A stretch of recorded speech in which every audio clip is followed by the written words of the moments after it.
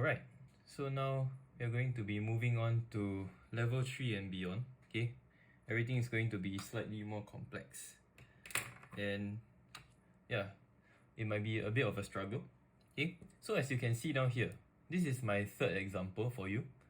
Okay, I have a 4 Newton force going up, okay, at a weird angle, okay, 50 degrees off this 4 Newton force pulling it to the right.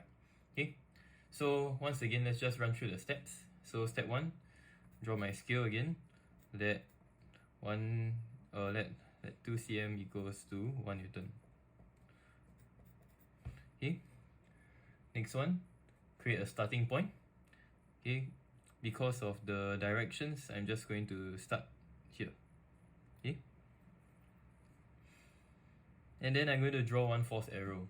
Okay, so once again, I'm going to draw my line, which is 8 cm long. Hopefully I have enough space. I think so. Okay, and I have my endpoint right here. Oops, run out of lead. Okay, and now because it's 50 degrees off, okay, it's a bit more complicated. Okay, what I'll need to do is, I need to use a protractor, in order to better measure it. So, this is not a normal protractor that you all will use, but I like this protractor because I'm able to pinpoint exactly where my endpoint is. Let me just move it a bit to the right.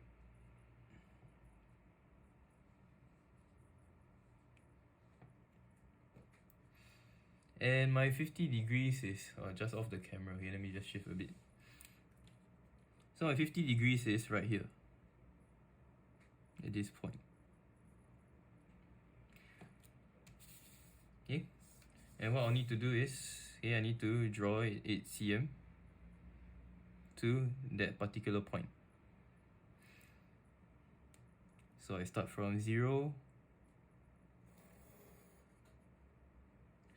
Okay, and I have drawn my second force arrow. So once again, don't forget to draw your arrows.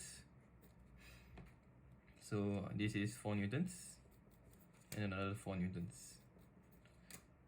Okay, and this is my endpoint. And I'll need to measure the length, which is quite long. Actually, it's beyond my ruler. Okay, so let me just finish this part where I draw this long arrow,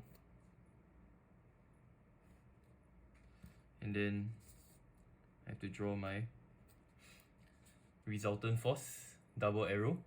Okay, and I'll need to measure it. So it's just off 15 cm, maybe around 15.2 cm. Okay, so 15.2. Okay, so I'll need to go and calculate it. Okay, let me just calculate it for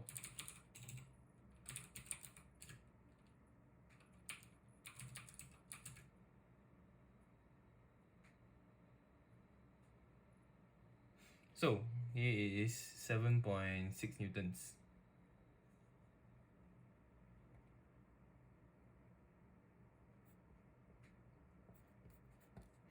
Okay, and so once again, I've done steps 1 to 6, and I have solved this resultant force. Okay, so as you can see, it takes some time to get used to it.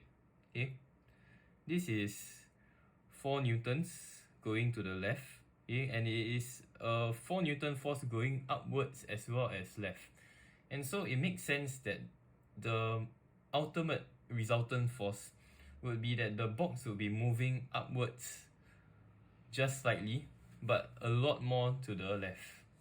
Did I keep saying left? Sorry. Let me repeat myself. So it is 4 newtons to the right and 4 newtons upwards and to the right again. So it makes sense that it will tend to be much more to the right and slightly upwards.